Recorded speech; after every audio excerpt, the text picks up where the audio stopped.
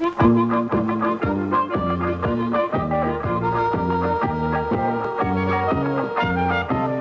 all over the countryside, ask the Leylands, ask the Leylands. Travel all over the countryside, ask the Leyland brothers. Whatever it is that you want to see, ask the Leylands, ask the Leylands. No matter whatever that happens to be, ask the Leyland brothers. Come on, be in it and join in the fun. Travel all over Australia. Ask the Leyland, ask the Leyland, ask the Leyland brothers. Well, in this episode of Ask the Leyland Brothers, we have a really interesting lineup of stories. And where does our first one come from, Mike?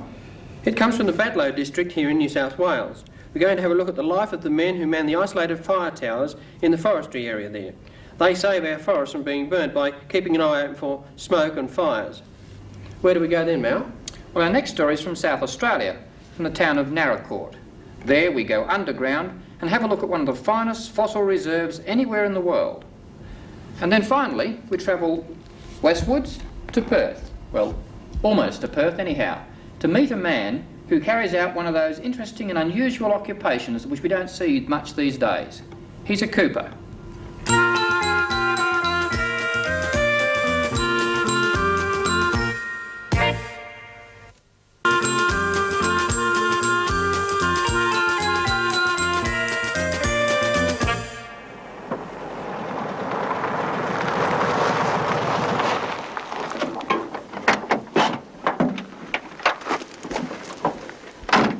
We're on the Snowy Mountains Highway, not far from the small township of Talbingo. We're going to take a look at a man with a very unusual occupation. We're going to transfer to a four-wheel drive vehicle on a routine supply run to the Talbingo Fire Tower. With us is John Sanders. He's the forester in charge of the Hume Snowy Bushfire Prevention Scheme. Kylie O'Brien of Lake Bolac in Victoria would like us to show the work of fire spotters and how they spot and report fires.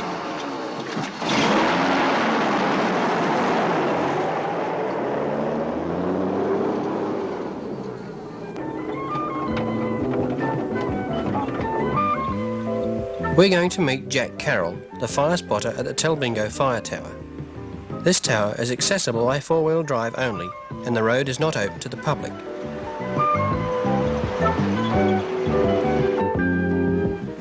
After travelling 10 kilometres, we arrived at the top of Talbingo Mountain and the isolated fire tower. Food supplies are delivered to this tower every week,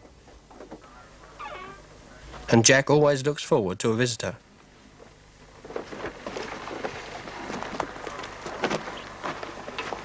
How you going, Jack? All right, John. We've got a bit of tucker for you, mate. Thanks.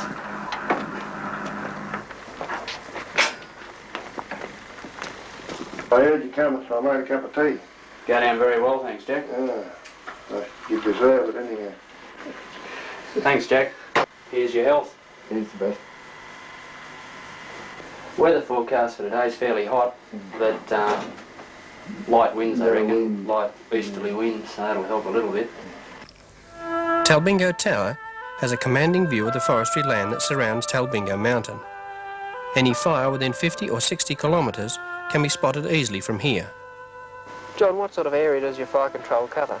Fire control for this area here covers an area of approximately 5,000 to 7,000 square miles, extending between Chermit and the ACT border and Chermit and the Victorian border. And how many towers would be there to cover that area? There are 5 primary lookout towers that cover forest plantations and parts of the Kosciuszko National Park. Lightning strikes are the main cause of bushfires. It can often cause a number of separate fires during a severe electrical storm. Prompt spotting of these fires can save millions of dollars worth of pine and native forest timber. The view from Talbingo Tower is spectacular, overlooking the Blowering Reservoir and Talbingo Dam, a pleasant place to work.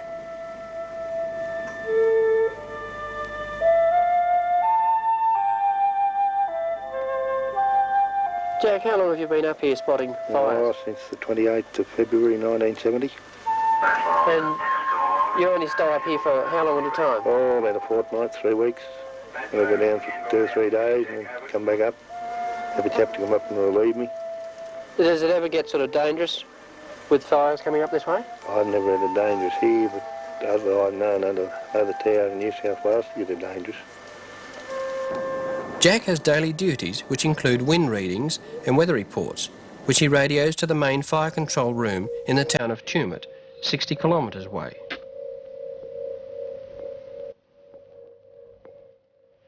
Keeping a watch for telltale smoke is Jack's main task.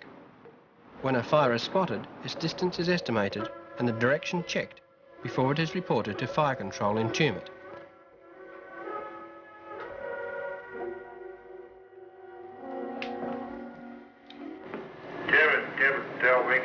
I've got a smoke on 269 degrees, John, about 10 mile away. Over.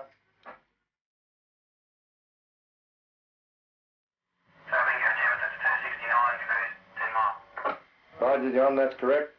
Tell Wingo out. Good, thanks, Jack. To get an accurate fix on the fire's position, 2 readings from separate locations are required. Kendall Tower, 45 kilometres away, is manned by Jeff Gio, who has spotted the same smoke. Jeff fixes the direction using a slightly different method than Jack. Then he reports.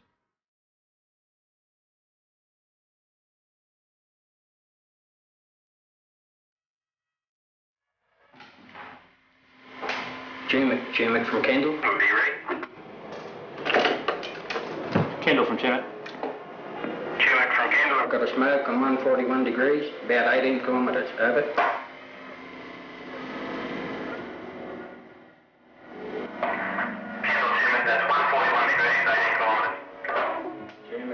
From Kendall, yes, that's right. Over.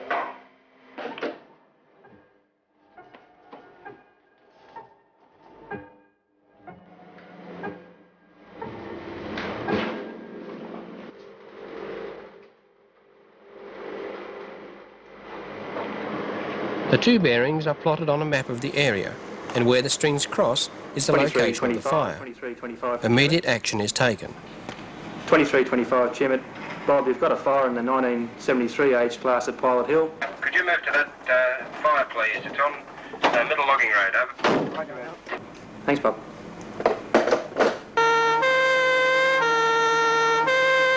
The Forestry Commission's firefighting trucks are on daily standby during the bushfire season in the summer months. This tanker, called from Batlow, is the closest and wastes no time in reaching the fire.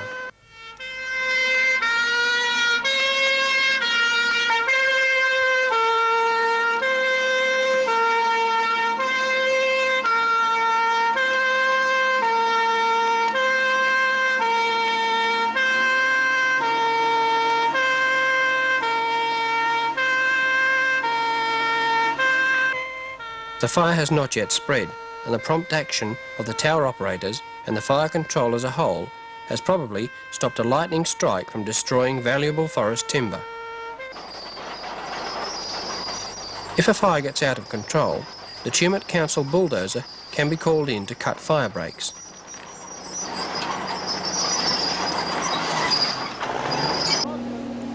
With up to a dozen fires a day spotted during the hot summer months, the volunteer bushfire brigade from Tumut are often called out. Ground litter can spread a fire quickly when it is tindered dry.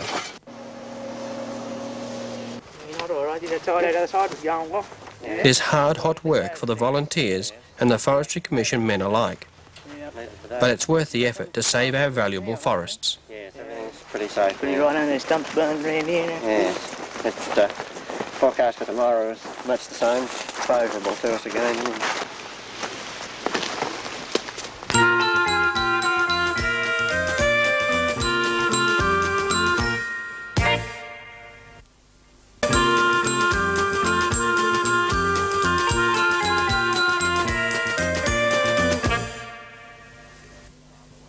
The rural town of Naracoorte lies roughly halfway between Melbourne and Adelaide, some 25 kilometres on the South Australian side of the border with Victoria. In the heart of rich primary producing country, Naracoorte supports over 7,000 people. But our interest lies about 10 kilometres out of town. Here, within a park under the control of the National Parks and Wildlife Service, is an inconspicuous, shallow depression in the ground. But this gives the clue to the fact that the ground is honeycombed with limestone caves. An entry to the best known of them is by a stairway under the brick administration building.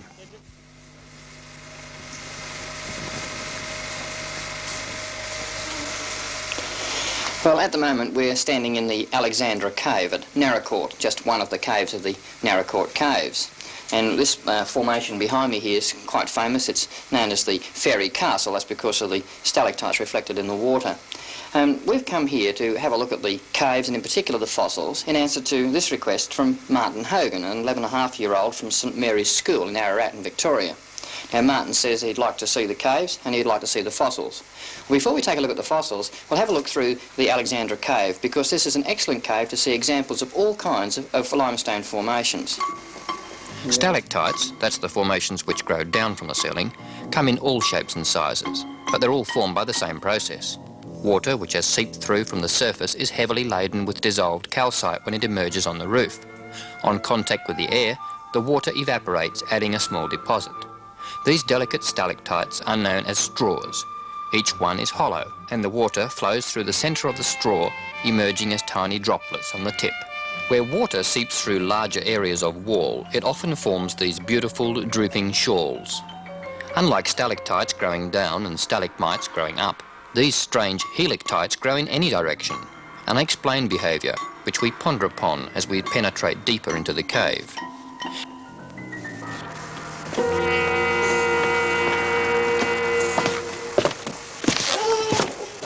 The Alexandra Cave was discovered in 1908, but it wasn't until 1916 that it was opened up to the public. And today, as you walk through the cave here, you come across these fences. They're naturally there to protect the formations from people's hands, because all the people going through and having a look at them, they can touch the formations, and therefore they would look pretty dirty after a while. It's quite interesting, this section here, because these columns that are going down from the ceiling to the floor, a number of them are cracked, and that's where earth tremors have caused these to crack. And in fact, it's been dated about 1902 that the last earth tremor caused the major cracks that can be seen in these columns. It does tend to repair itself though, because as the water drips through from the surface, it starts to repair from the inside first and then works its way to the edge. Deeper still into Alexandra Cave, we come across evidence that this was once under an ocean bed. But before we take a look at that, there's a very spectacular formation here known as a flowstone. It's quite colourful, and the tourists know it as the Caramel Falls because of the caramelly colour that's on top of the stone itself. But the evidence that this was under the ocean lies in the ceiling. As we look up into the roof here, we can see hundreds of seashells embedded into the limestone. If fossils are what interest you, then nearby Victoria Cave is the place to go.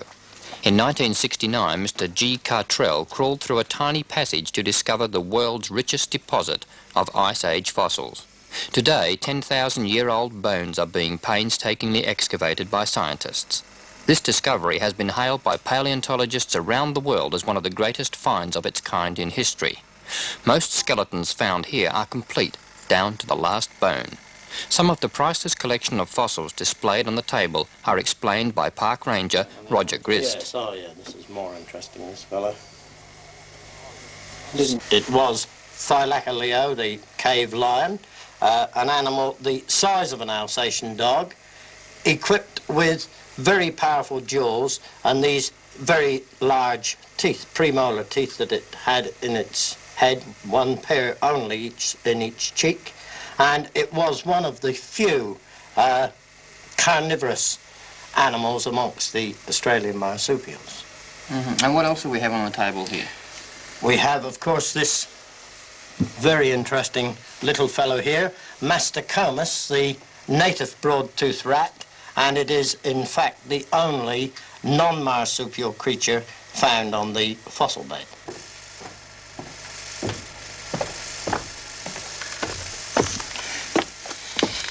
Well, this massive chamber here extends back, to maybe 100 metres altogether. And on both sides, there's apparently enough bones in there to keep people digging away for about 300 years before they come to the end of it. At least that's the estimate. And we found it quite interesting, and we'd like to thank Martin Hogan for suggesting that we come here and film it.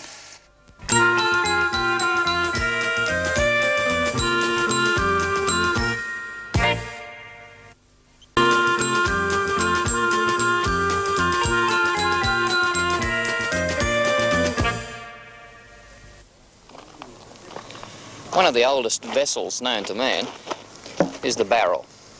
Now, you don't see too many wooden barrels around these days, and that's because the art of making barrels is one of those dying crafts. Now, we've come to the Swan Cooperage. That's in Western Australia, not far from Perth, to have a look at the way barrels are made. This is at the suggestion of Lucille Sorbello from Gosnells in Western Australia. She suggests that the way that George Lipka, that's a Ukrainian craftsman who's been doing this for 50 years, and his son Tony make the barrels might make an interesting segment for our program. So, we'll have a look at that in just a moment, and we'll have a talk with Tony Lipka.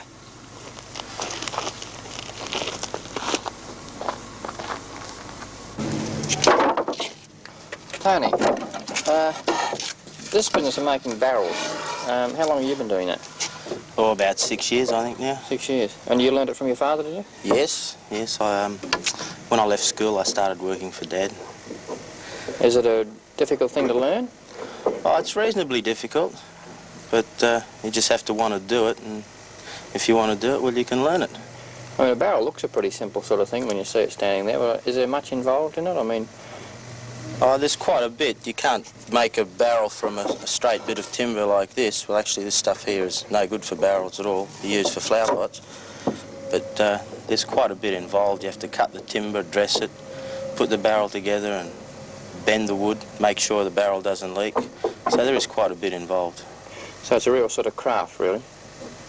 Well, it still is a bit, but we're getting mechanised more and more, so we're losing the artistic side of it. The first part of the process is to cut the carefully selected timber to the correct length. They are then fed into a machine which planes each flat surface to a curved surface. This is known as backing and hollowing. And although a machine carries out the hard work these days, George still casts his experienced eye over each piece to be sure it's perfect.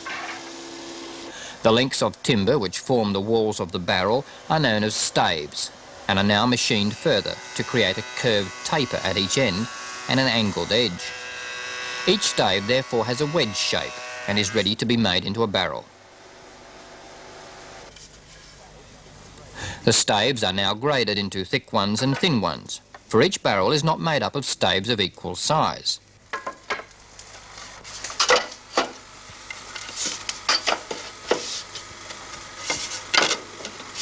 No glue is used to hold the timber together. It is simply compressed under pressure, forming a watertight seal.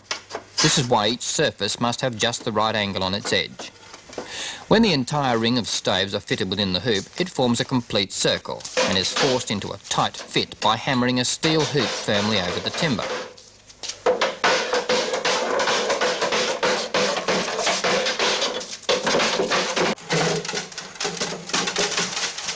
In order to bend the staves to the correct curvature, the entire barrel is now steamed for about 2 hours under an iron drum.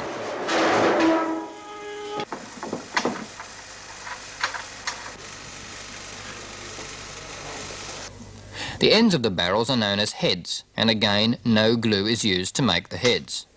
Tony uses doweling nails and thin strips of paper between each piece of timber. This is then cut into a disc shape.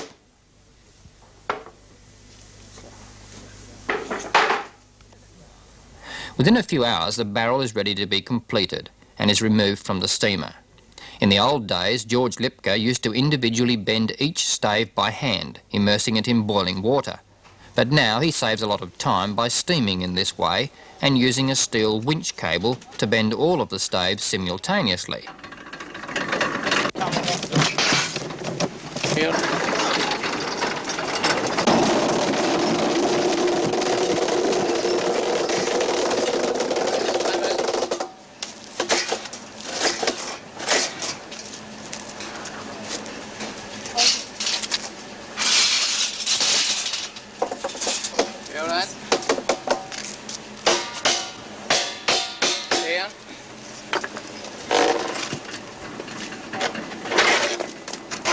With the barrel now assuming its correct shape, George makes a heavy hoop for each end from strips of 12-gauge metal.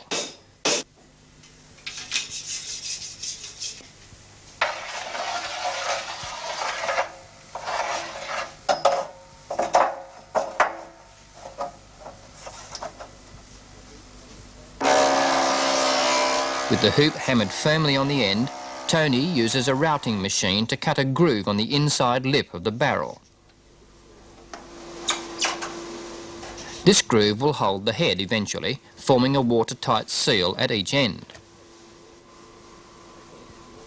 The head is forced into the groove with the end hoop removed and is finally held into place by the enormous pressure when the hoop is refitted and hammered hard on each end.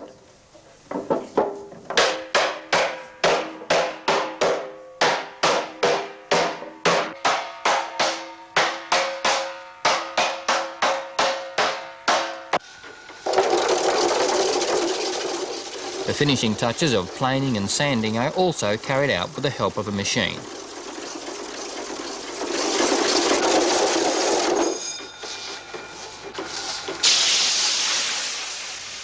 For George and Tony Lipka, Western Australia's only coopers, their 25 barrel a week output may not be enough to keep pace with Western Australia's growing wine industry, the principal users of the barrels.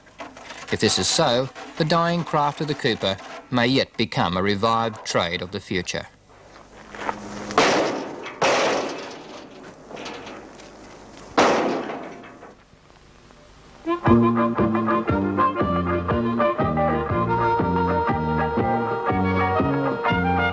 Travel all over the countryside, ask the Leylands, travel all over the countryside, ask the Leyland brothers. Whatever it is that you want to see, ask the Leylands, no matter whatever that happens to be, ask the Leyland brothers.